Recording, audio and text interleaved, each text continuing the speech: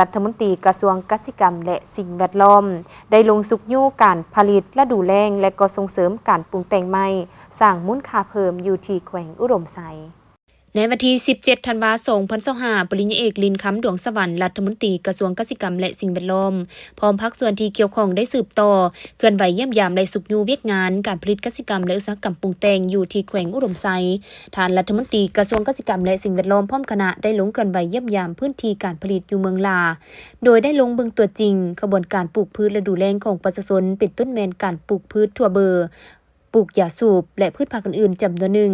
ในโอกาสนี้ทางรัฐมนตรีได้กล่าวเน้นหนักถึงความสำคัญเวียกงานการส่งเสริมการผลิตพืชฤดูแล้ง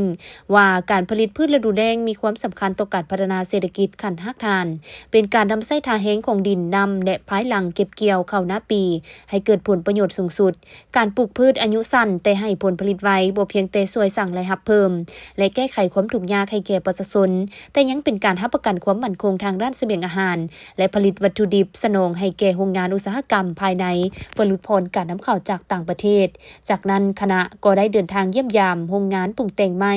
สวงไซ